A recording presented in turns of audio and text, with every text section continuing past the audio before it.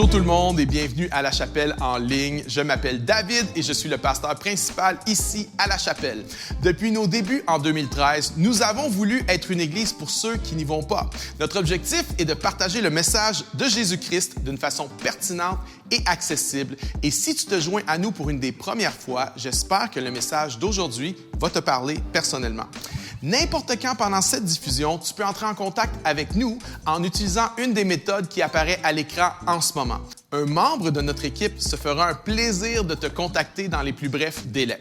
Cette semaine, nous avons le plaisir d'avoir une amie de la chapelle, la pasteure Stéphanie Rieder de l'Église Nouvelle Vie. Mais comme toujours, on débute avec la chapelle musique en louange.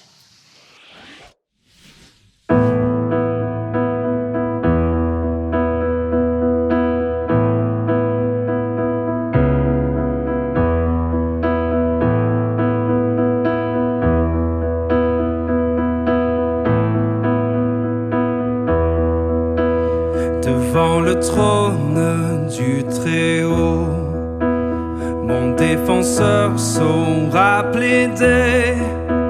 Cet avocat s'appelle amour, il intercède pour moi toujours. Mon nom est gravé sur ses mains, mon nom est inscrit sur son cœur, puisqu'il défend ma cause au ciel. Nul ne pourra me condamner, nul ne pourra me condamner.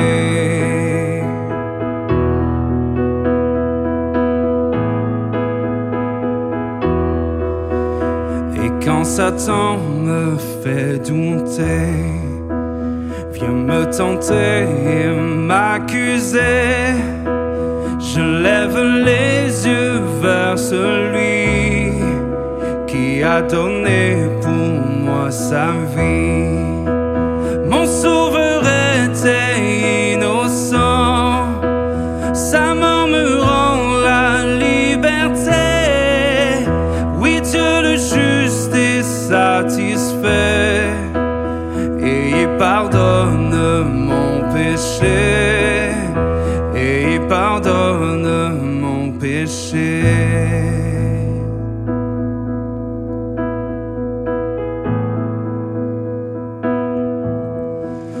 Voyez l'agneau ressuscité, il est le roi plein de bonté. Non, il ne changera jamais. Lui, ma justice, mon bien, ma paix. En lui, j'ai la vie éternelle. Par son sang, il m'a racheté. Pour toujours, ma vie est cachée en Jésus, mon sauveur, mon Dieu. Mon sauveur était innocent, sa mort me rend la liberté. Oui, Dieu le juste est satisfait et il pardonne mon péché, et il pardonne mon péché.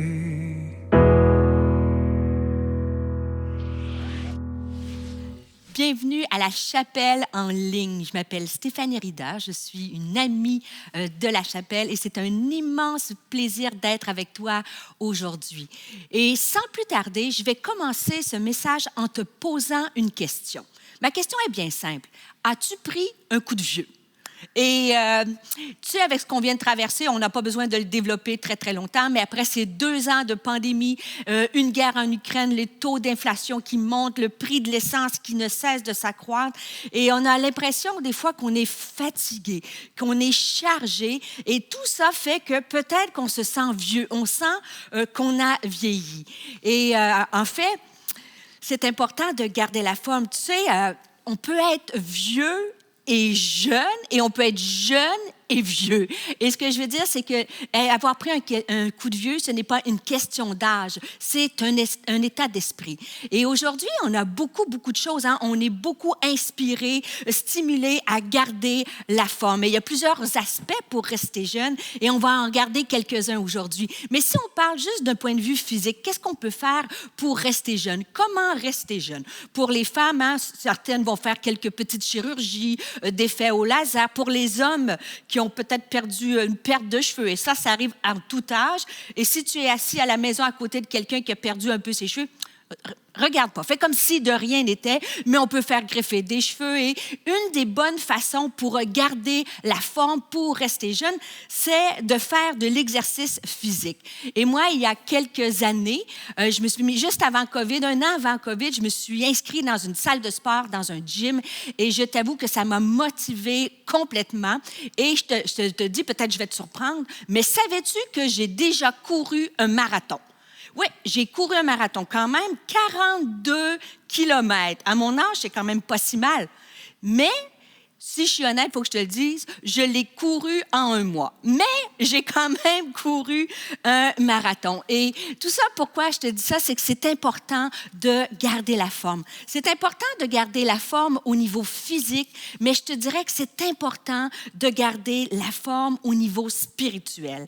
C'est important d'investir autant qu'on investit de l'énergie pour se garder en forme au niveau physiologique, c'est important d'investir de l'énergie pour se garder en forme au niveau spirituel. Et Paul dira en 1 Corinthiens chapitre 9, au verset 24 à 25, « Ne savez-vous pas que les concurrents dans le stade courent tous, mais qu'un seul remporte le prix? Courez de manière à le remporter. » Tous les athlètes s'imposent toutes sortes de privations et ils le font pour obtenir une couronne qui va se détruire. Mais nous, c'est pour une couronne indestructible. Et je veux nous encourager aujourd'hui, en plein cœur de l'été, de se garder jeune spirituellement. Et comme j'ai dit au début, hein, tu peux être jeune, mais avoir pris un coup de vieux spirituel. Et tu peux être vieux, ou être plus sage, plus, comme on dirait en France, une personne mature et garder un esprit qui est jeune. Et j'ai une grande révélation à te faire. Alors, si tu prends des notes, tu es assis derrière ton écran, je te dis grande révélation. Attends-toi à quelque chose de puissant. Cette phrase puissante que je veux te partager, c'est « Plus on avance en âge, plus on vieillit ». Et bien sûr, ça a l'air bien évident comme ça, mais c'est exactement ça. Plus on avance en âge, plus on a des déceptions, plus on a fait face à des défis, plus on a fait face à des injustices, peut-être à des blessures, à du stress, à de l'anxiété. Et si on est honnête, et j'aime le dire, hein, partout où je vais, j'aime dire, on n'est pas ici pour s'impressionner. On n'est pas ici pour avoir l'air spirituel. Tu n'es pas ici pour m'impressionner et je ne suis pas ici pour t'impressionner. Mais si on est honnête, dans les dernières années, les derniers mois, on a été frappés de toutes parts et ça peut avoir créé en nous du vieillissement. Et le premier passage que je vais partager avec toi, en fait, qui est le cœur du message, on va regarder à un récit du peuple d'Israël, une facette de leur vie, et on va voir comment les circonstances de la vie ont fait que le peuple d'Israël a pris un coup de vieux. Et je te remets dans le contexte. Tu connais probablement l'histoire. C'est lorsque Moïse envoie les 12 espions pour aller regarder l'état de la terre promise. Il va envoyer 10 espions plus Josué et Caleb. Et le texte qu'on va regarder se trouve en Nombres chapitre 13, versets 1 à 2. Ça dit, hein, « L'Éternel dit à Moïse, « Envoie des hommes explorer le pays de Canaan que je donne aux Israélites. Tu enverras un homme issu de chacune des tribus de leurs ancêtres. » Et je fais une pause ici parce que souvent on a bien jugé, si tu connais l'histoire, ces 12 espions-là, mais en fait, Moïse prend le texte prend le temps de préciser qu'ils ont choisi des hommes vaillants, des héros, des chefs de troupes pour aller explorer le pays. Et les versets qui suivent, versets 18 à 20, ça dit, « Vous examinerez comment est le pays, quel est le peuple qui l'habite, s'il est fort ou faible, s'il est nombreux ou non, quel genre de ville il habite, s'ils sont ouvertes ou fortifiées, etc. » Et il dira par la suite, « Armez-vous de courage et prenez les fruits du pays. » Et voici, à leur retour de l'exploration, ce que les 10 espions ont raconté à Moïse. Verset 25. Ça dit, nous sommes allés dans le pays où tu nous as envoyés. C'est vraiment un pays où coule le lait et le miel, et en voici les fruits. Et je te rappelle l'histoire, les fruits étaient tellement gros, les grappes de raisin, il semble que c'était autour de 25 kilos. Imagine la grappe de raisin, et ils se prenaient à plusieurs sur une perche pour transporter les fruits. Alors, c'était vraiment un pays où coule le lait et le miel. Mais malgré ça, voici le rapport des espions. Verset 28. « Mais le peuple qui habite ce pays est puissant.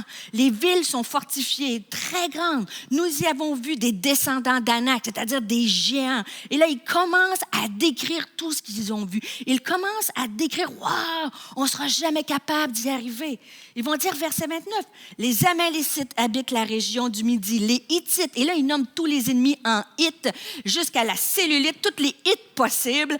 Et ils vont dire, « Les Jébusiens, les Amoréens habitent les montagnes. » Et les Cananéens habitent au bord de la mer. Ces individus, ces hommes courageux, ces vaillants guerriers sont focusés sur leurs ennemis. Ils sont focusés sur ce à quoi ils ont à faire face, bien qu'ils ont vu que les fruits étaient là. Ils ont vu ce que la promesse de Dieu, que c'était une terre où coule le lait et le miel. Ils font un rapport d'hommes qui sont usés et fatigués par la vie. Et pourtant, Caleb va faire un rapport complètement différent. Verset 30 du même texte. Caleb fit taire le peuple qui murmurait contre Moïse et il dit, « Montons, emparons-nous du pays, nous y serons vainqueurs. » Qu'est-ce que les hommes vont répondre? Mais les hommes qui l'y avaient accompagné dirent, c'est compliqué, c'est pas possible, c'est trop gros pour nous, on ne pourra pas surmonter ça. Nous ne pouvons pas monter contre ce peuple. Et verset 32, ça dit, ils dénigrèrent devant les Israélites le pays qu'ils avaient exploré. Et lorsqu'on s'arrête un instant et on regarde à leur état d'esprit, ils sont tellement fatigués, tellement usés qu'ils ne sont que focusés sur les impossibilités. Et je te dis, et moi, en tout cas, personnellement, je suis extrêmement indulgente avec eux parce que je peux me retrouver dans cette situation-là. Je te rappelle un peu leur arrière-plan. Ces gens-là ont connu, leurs parents, leurs ancêtres ont connu l'esclavage, la servitude, de faire des briques, d'être exploités, d'être sous-payés, l'injustice. Ça use. Par la suite, ils ont connu cette longue marche vers la terre promise. Ils attendent une promesse qui tarde à venir. Ils attendent l'accomplissement de quelque chose qu'ils désirent, qu'ils chérissent. Est-ce que toi, tu peux te reconnaître comme ça dans la dure servitude du travail, métro, boulot, dodo aujourd'hui? Des promesses, peut-être que tu es face à une promesse qui tarde à venir pour peut-être ton travail, pour la vie d'un enfant, pour quelque chose dans ton corps, une guérison. Et tout ça, ça use, ça vient fausser notre vision des choses. Ils font face à des ennemis. Ils doivent combattre jour après jour pour atteindre ce pays promis. Et aussi, ils vivent dans un climat toxique. Je te rappelle que ces 10 espions commencent à faire un rapport négatif et les gens commencent à murmurer. Et là, tu les entends, ils vont même dire, on mange toujours la même chose, toujours de la même, ainsi de suite.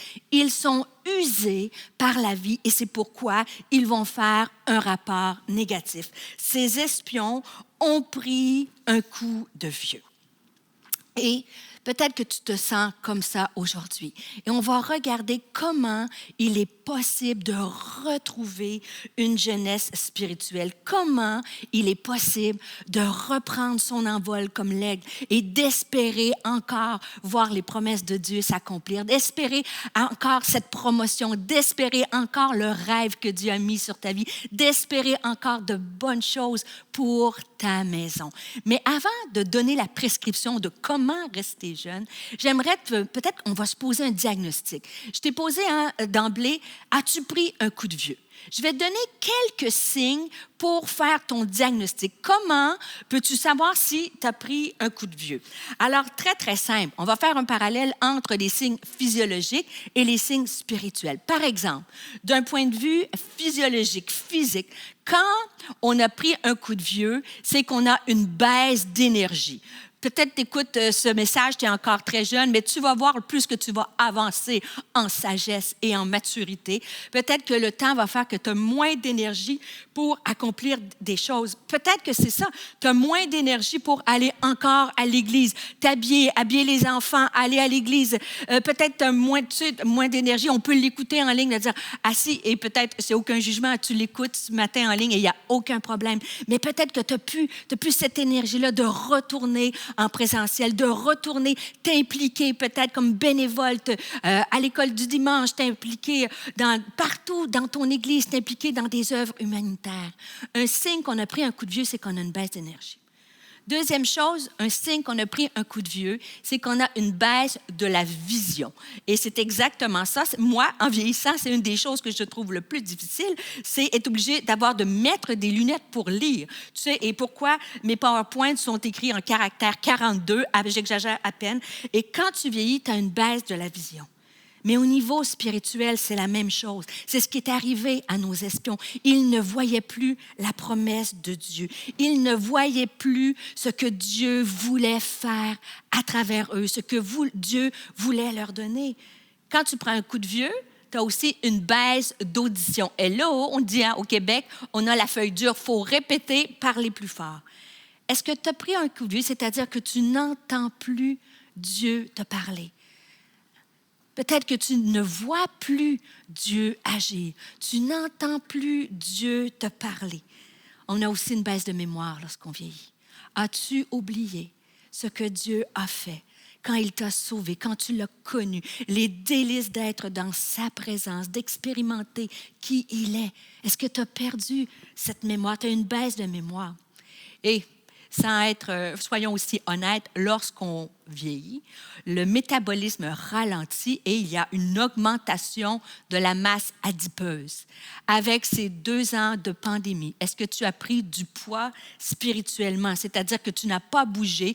Et tu sais, on pouvait écouter 4 messages le dimanche et en mettre 0 en pratique. Ce qui fait qu'on écoute et on prend de la masse adipeuse. Mais le plus dangereux lorsqu'on vieillit, c'est qu'on peut avoir de l'insuffisance cardiaque. Le plus important pour rester jeune, et je t'apprends rien, c'est rester en forme physiquement et pour garder ton cœur en santé. Et je te poserai la question, comment savoir si ton cœur est en santé? En fait, comment savoir? Premièrement, il faut s'arrêter et se poser la question, comment va mon cœur? Et c'est tellement important parce que le cœur, c'est le lieu des prises de décision. C'est le siège de tes émotions. C'est la porte d'entrée de tes pensées. Et ce qui rend l'état de ton cœur va influencer ton comportement. Proverbe chapitre 4, verset 23 va dire en version Louis II, c'est « Garde ton cœur plus que toute autre chose, car de lui viennent les sources de la vie. » Mais la version en français courant est encore plus impactante. C'est écrit « Avant tout, prends garde à ce que tu penses au fond de toi-même, car ta vie en dépend. » Et je veux t'encourager aujourd'hui, alors que tu écoutes ce message, de prendre un temps, peut-être après, dans les jours qui vont suivre, dans les heures qui vont suivre, de faire un diagnostic. Est-ce que j'ai pris un coup de vieux?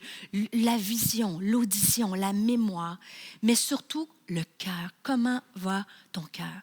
Et comment on peut savoir si on a un cœur en bonne santé? La Bible nous dit que la bouche parle de l'abondance du cœur. Comment je peux dire que les 10 espions avaient pris un coup de vieux et avaient un problème de cœur? C'est que de leur bouche, ils ne voyaient que les choses négatives. Ils ne disaient, que les choses négatives.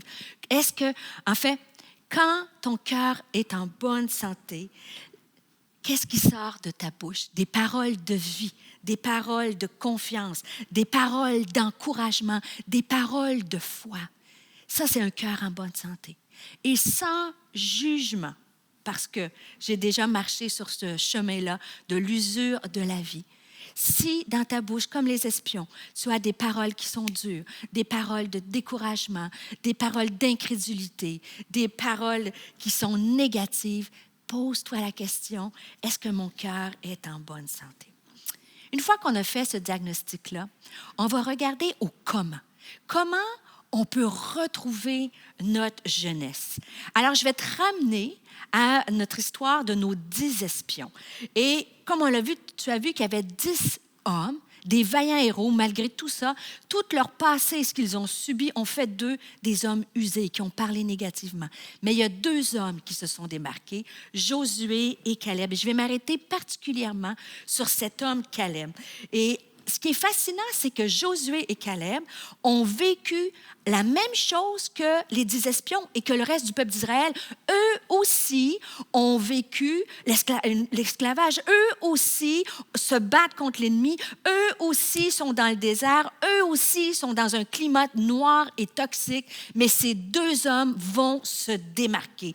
Ils vont choisir de voir les choses comme Dieu les voit. Ils sont restés jeunes et vigoureux. Et on dit dans le livre des Nombres, en fait, la Bible nous dit que Caleb a été animé d'un esprit différent.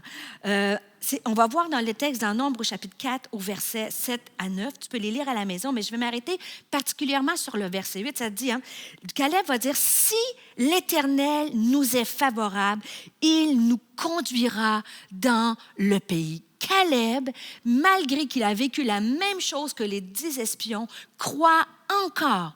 Aujourd'hui, malgré les épreuves de la vie, malgré l'usure, il croit encore que si Dieu est avec lui, si Dieu il est favorable, ils vont avoir ce pays.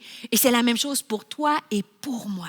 Je prie personnellement que Dieu me donne cet esprit de Caleb, de voir les choses qui ne sont pas encore comme elles vont devenir. Crois-le aujourd'hui pour ta vie, pour ta maison, pour ta destinée. Et en fait, le texte est très clair. Nombre chapitre 14, verset 24, ça dit « Mais mon serviteur Caleb a été animé d'un esprit différent. Il m'a obéi sans hésitation jusqu'au bout. C'est pourquoi je le ferai entrer dans le pays où il s'est déjà rendu et ses descendants en hériteront. » Et je ne sais pas si tu as la même soif que moi, mais moi, je désire aujourd'hui que Dieu m'anime d'un esprit différent. Et ce qui est fascinant dans le texte, parce que Caleb a choisi de croire en Dieu, il a obtenu la promesse. Moïse va lui promettre qu'il va entrer dans la terre promise. Et là, alors que j'arrive tranquillement à la fin de ce message, il y a une clé ici. Si tu t'arrêtes à Caleb, à sa vie, moi, en tout cas, ça m'a inspiré et ça m'a complètement défié. Parce que la suite du texte, là, je te ramène quelques années plus tard, en fait 45 ans plus tard, après que Moïse a donné la promesse à Caleb, 45 ans plus tard, il arrive quelque chose dans la vie de Caleb. Moïse est mort. Maintenant, c'est Josué qui est le chef du peuple d'Israël. Et là, Caleb va dire quelque chose à Josué. On lit ensemble dans le texte maintenant, c'est dans Josué, chapitre 14, versets 6 à 15.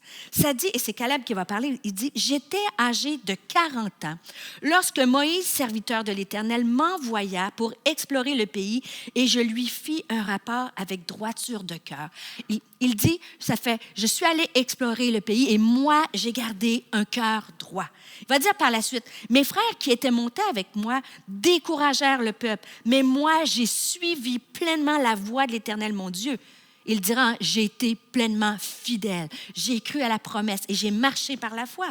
Et ce jour-là, Moïse jura en disant, le pays que ton pied a foulé sera ton héritage à perpétuité, pour toi et pour tes enfants, parce que tu as pleinement suivi la voie de l'Éternel, mon Dieu. Et regarde la suite. Maintenant, voici l'Éternel m'a fait vivre comme il l'a dit. Il y a 45 ans que l'Éternel parlait ainsi à Moïse lorsqu'Israël marchait dans le désert.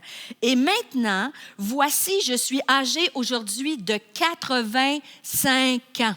Il a la promesse à 40 ans. Il est maintenant âgé de 85 ans. Et là, il dit à Josué, je n'ai toujours pas obtenu la promesse. Et je ne sais pas, toi, comment tu aurais réagi, mais moi, si je suis bien transparente avec toi, même après 1 an, des fois, je trouve ça difficile. Après 5 ans, j'aurais trouvé ça difficile. Et je ne sais pas qu'est-ce que j'aurais dit à Josué après 45 ans, de dire « Hey, Dieu m'a fait une promesse et je ne l'ai toujours pas obtenue. » Mais Caleb était un homme qui est resté jeune spirituellement, qui a fait attention à son cœur. Parce que vois-tu, qu'est-ce qu'il va répondre? Il va dire « Je suis... » Il n'a pas dit « je suis fatigué, je suis tanné, j'en peux plus, je suis dégoûté ». Non, il va dire « je suis vigoureux, comme au jour où Moïse m'envoya. J'ai autant de force que j'en avais alors, soit pour combattre, soit pour mener une expédition militaire. Donne-moi cette montagne dont l'Éternel a parlé. » Et ça, c'est ma prière pour toi aujourd'hui, c'est ma prière pour moi aujourd'hui, que si je suis dans l'attente d'une promesse de Dieu, d'une promesse pour mes enfants, d'une promesse peut-être pour un rêve, pour un ministère, pour ton travail, pour un diplôme que tu veux obtenir, peu importe ce que tu attends, je prie que Dieu aujourd'hui nous donne cet esprit différent comme Caleb et retrouver la vigueur de combattre, d'aller encore. Il dit, j'ai encore la force, soit pour combattre. Il y a encore la force d'aller face à l'ennemi, puis d'aller chercher, aller se battre pour aller chercher ce que Dieu a pour lui. Il dit même encore, et là je parle à des leaders, il dit, j'ai encore la force pour mener une expédition militaire. Il est en train de dire à Josué, tu peux m'envoyer, envoie des hommes avec moi. Moi, je suis encore assez en forme pour aller me battre et qu'on puisse prendre ce pays que Dieu nous a promis. Que Dieu puisse faire de nous des Caleb, et je le féminiserai en disant des Caleb et des Calébettes, que nous puissions être des hommes et des femmes qui vont retrouver leur vigueur, leur jeunesse spirituelle malgré l'usure de la vie. Bien sûr que la vie est dure. Bien sûr que c'est une période de l'humanité extrêmement difficile. Mais par la grâce de Dieu, Dieu est le même hier et aujourd'hui et éternellement. Il peut te redonner, me redonner cet esprit de Caleb et d'être différent dans cette société. Dieu veut que nous soyons des hommes et des femmes différents, qui marquent, qui influencent et qui restent une vigueur pour aller chercher ce que Dieu a pour toi, pour moi. Et voyez-vous qu'est-ce qui est arrivé? La suite du texte, Josué bénit Caleb et il lui donna Hébron pour héritage. C'est ainsi que Caleb a eu jusqu'à ce jour Hébron pour héritage. Et ça a dû par la suite parce qu'il avait pleinement suivi la voie de l'Éternel. Et c'est exactement ma prière. Alors que j'arrive à la fin, comment peut-on garder cette jeunesse-là? Je vais te prescrire 4 vitamines tirées de la vie de Caleb. Premièrement, la première vitamine, c'est la vitamine A, l'adoration. Si tu veux rester jeune spirituellement, adore Dieu. Prends, que ce soit 5 minutes dans un horaire chargé, 10 minutes, prends à chaque jour le temps d'adorer Dieu, le temps d'aller dans sa présence pour être rafraîchi. Par tes forces, ça dit que seul, c'est impossible aux hommes, mais avec Dieu, tout est possible. Alors, va te connecter à cette source, cette fontaine de jouvence qui va te garder. Et c'est ce qui va te donner la force de surmonter les obstacles. Parce que la Bible nous dit que Caleb a fait son rapport avec droiture de cœur. C'est dans la présence de Dieu que tu peux garder ton cœur pur, ton cœur qui enlève les pensées négatives, les blessures, l'amertume dans la présence de Dieu. Vitamine A, adoration. Comment rester jeune? Vitamine B, un but. En cette période estivale, prends le temps. Tu sais, on est moins chargé. Il y a moins peut-être au travail, peut-être tu es dans tes vacances. Prépare ton automne. Prépare ton automne avec un but. Moïse voulait Hébron pour héritage. Pendant 45 ans, il a poursuivi ce but. Quel est le but de ta vie que tu veux voir Dieu agir? Quelle est cette promesse que tu attends? Ressors peut-être ta tablette, crayon, papier, et là, prends un temps dans un parc, dans ton appartement, où tu vas, n'importe où. Prends juste le temps de dire, Seigneur, quel est mon but pour cette année, en septembre? Pars sur la ligne d'arrivée avec un but. Est-ce que c'est un but au niveau professionnel? Tu veux cette promotion-là? Est-ce que c'est un but au niveau d'un diplôme? Tu es fatigué de faire ce que tu fais. Tu veux retourner aux études. Fixe-toi un but. Est-ce que c'est un but pour ta maison? Moi, je peux te dire qu'en pandémie, j'avais un but très précis. et je l'ai combattu, je suis allée le chercher. Et ça reste entre moi et Dieu, mais je veux juste t'assurer, sans donner les détails, j'ai vu Dieu agir d'une façon miraculeuse parce qu'il m'a donné cette force, cet esprit différent de combattre et de ne pas arrêter jusqu'à temps que j'ai vu la victoire. Alors, si c'est pour ta maison, fixe-toi un but pour un enfant, fixe-toi un but pour ton mariage, fixe-toi un but et combat jusqu'à temps d'obtenir la promesse. Vitamine A, adoration, la présence de Dieu. Seul par nos forces, on est incapable, mais dans sa présence, on peut être renouvelé. Vitamine B, un but. Quel est ton Hébron? Qu'est-ce que tu veux avoir? Vitamine D, détermination. Caleb était un homme déterminé. Il n'a pas abandonné. Il n'a pas baissé les bras. Ou peut-être si il les a baissés, c'était pour retrousser ses manches par la suite. Si tu as envie d'abandonner, rappelle-toi pourquoi tu te bats. Rappelle-toi, si tu te bats pour ta maison, c'est une question parfois de vie ou de mort spirituelle. Rappelle-toi pourquoi tu te bats. Rappelle-toi les conséquences. Abandonner, c'est le pire échec. Essayer de te relever, recommencer. C'est là que Dieu peut agir et multiplier ta semence. Si tu as l'impression qu'il n'y a rien qui avance, c'est cette fameuse courbe exponentielle que notre ami Luc Dumont, pasteur Luc Dumont, parle souvent. Tu sais, on a souvent hâte d'arriver dans la phase exponentielle. Mais moi qui est une scientifique de formation, je sais très bien que cette équation-là mathématique commence par une phase, un plateau. Donc, si tu es dans ton plateau, persévère, persévère, persévère. Sois déterminé par la grâce de Dieu et tu verras comment la courbe va casser et tu vas entrer dans cette phase exponentielle. Mais si tu arrêtes, c'est certain que tu n'obtiendras pas ton Hébron. Alors, sois déterminé comme Caleb. Il a persévéré pendant 45 ans. Et finalement, la dernière vitamine que j'ai pour toi, la vitamine C, la vitamine compassion. Garde ton cœur rempli de compassion. Et quand je méditais ce texte-là, je réfléchissais à Caleb, 85 ans, et Caleb voulait avoir ce territoire où coule le lait et le miel, ce territoire béni, riche. Bien certain, je me disais que probablement que Caleb ne voulait pas ce territoire-là pour lui tout seul, parce qu'il savait qu'il avançait en âge. Il savait que ces jours, il y avait beaucoup moins de jours devant lui. Et la pensée qui est venue à mon esprit, c'est que je suis certaine que Caleb a continué de combattre parce que Dieu lui avait dit, c'est pour toi et tes descendants. Et si tu gardes cette vitamine de compassion, pour qui le fais-tu? Si tu te bats pour ta maison, rappelle-toi que tu es en train de te battre pour cette nouvelle génération, cette prochaine génération. Si regarde cette compassion, si tu as un ministère à cœur, que ce soit d'aider à Montréal, que ce soit partout, un ministère que Dieu te donne, un appel sur ta vie, que peu importe, partout, juste commencer à prier, de dire, Seigneur, donne-moi cette compassion. Et quand tu as la compassion, l'amour pour les autres, ceci te donne le courage et la force de continuer à te battre. Alors qu'on arrive à la fin de ce message, j'aimerais qu'on puisse se quitter. J'aimerais prier pour toi juste quelques instants. Alors là où tu es, si c'est possible, je t'invite juste à fermer les yeux. J'aimerais prier que Dieu, cet été, puisse nous redonner la vigueur, que Dieu fasse de nous des Caleb, que nous puissions être animés d'un esprit différent. Seigneur, je te remercie. Merci pour ta parole aujourd'hui. Je te prie pour chaque homme, chaque femme qui écoute ce message, là où ils sont, peu importe, mais en ce moment, viens par ton Saint-Esprit, viens toucher, viens fortifier, Seigneur. Alors que nous pouvons nous reconnaître dans ces 10 espions, peut-être usés par la vie, dans une période de vie tellement difficile.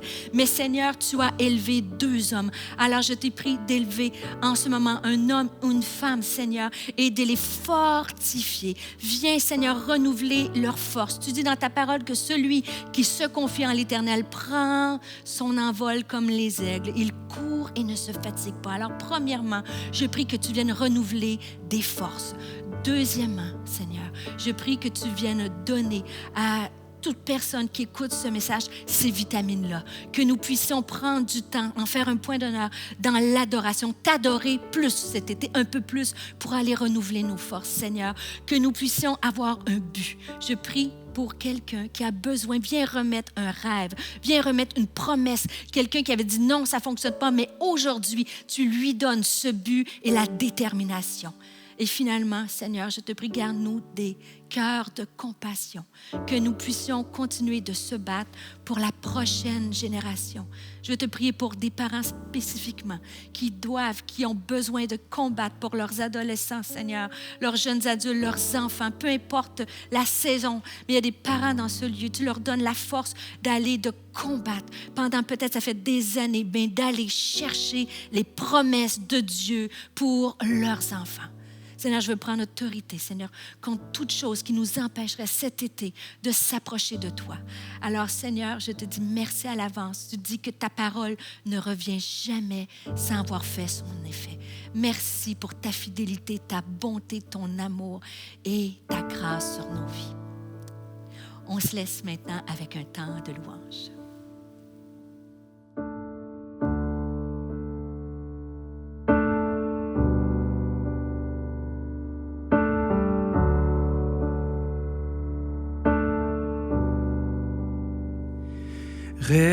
Rédempteur adorable, sur la croix attaché, traité comme un coupable, brisé pour mon péché. Ton angoisse suprême, ta douleur, ton tourment, me disent, vois, je t'aime, j'ai pris ton châtiment.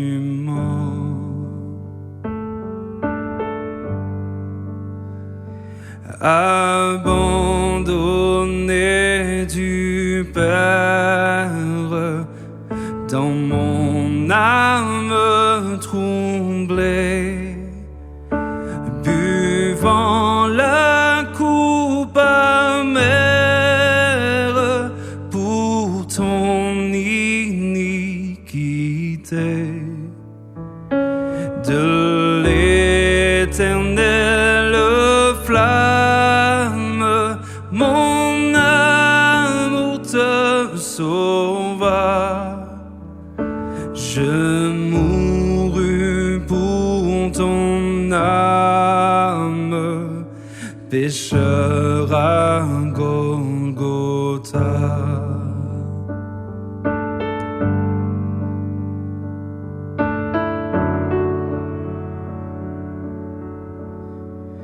Merci pour la croix, merci pour la croix. Le sang de mes blessures, ma couronne de roi, toutes ces meurtrissures, comprends-le, c'est pour toi. J'ai subi ta souffrance, j'ai porté ta longueur, contemple en assurance ton grand libérateur.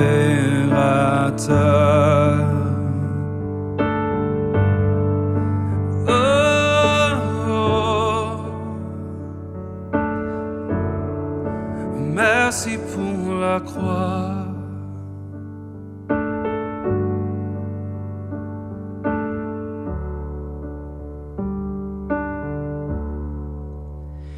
Ton amour me réclame, Me voici, cher sauveur. Prends mon corps et mon âme pour prix de ta douleur. Oui, mon âme ravie désormais ne veut plus que vivre de ta vie à ta gloire, ô Jésus.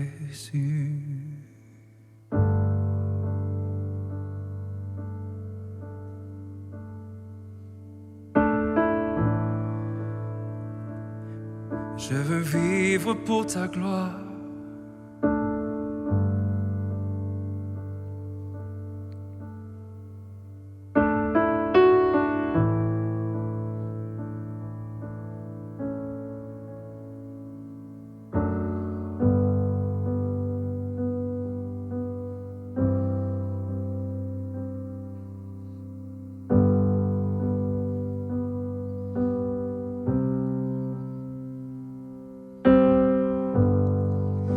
Digne de tous les chants que je chanterai,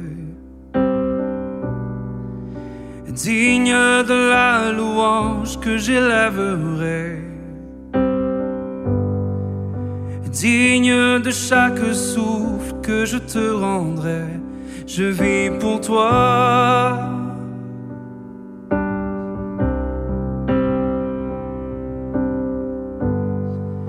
Jésus, le nom au-dessus de tous les noms. Jésus, tu es le seul m'offrant le pardon. Digne de chaque souffle que je te rendrai. Je vis pour toi. Je vis pour toi. Très saint, qui est semblable à toi, qui est comparable. Ouvre mes yeux à ta beauté, déverse ton cœur en moi, révèle ton amour et rends-moi passionné de ce que tu es.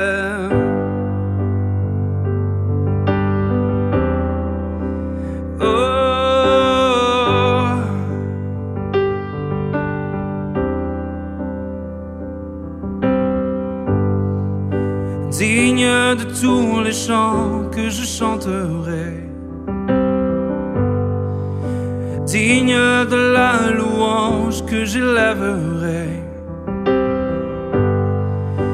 digne de chaque souffle que je te rendrai. Je vis pour toi.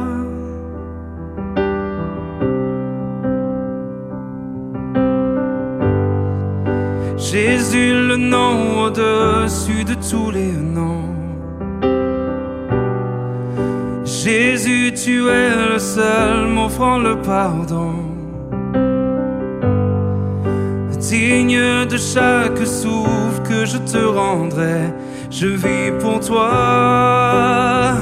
Oh, je vis pour toi. Très saint, qui est semblable à toi, qui est comparable. Ouvre mes yeux à ta beauté, déverse ton cœur en moi, révèle ton amour et rends-moi passionné de ce que tu aimes.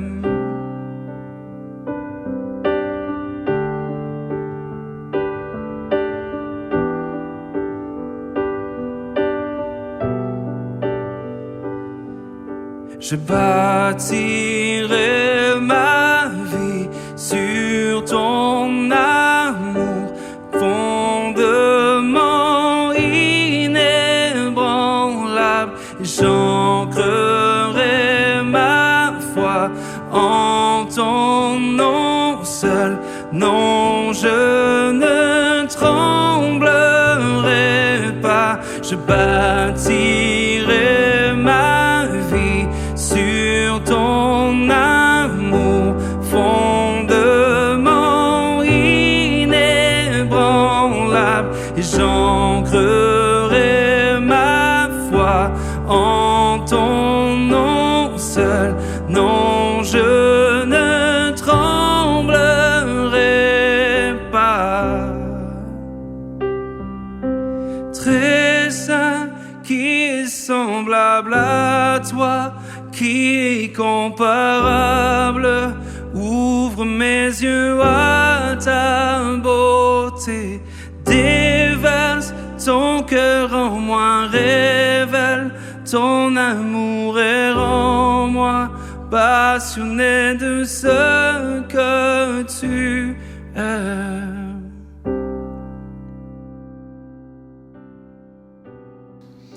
Merci beaucoup à la Chapelle Musique de nous avoir conduits en louange et merci Stéphanie pour ton super message. Si tu sens que tu as pris un coup de vieux sur le plan spirituel et que tu as besoin d'aide pour te reconnecter avec Dieu, n'hésite pas à venir nous voir en présentiel les dimanches. Tu peux aussi nous écrire. Un membre de notre équipe va se faire un plaisir de prier pour toi.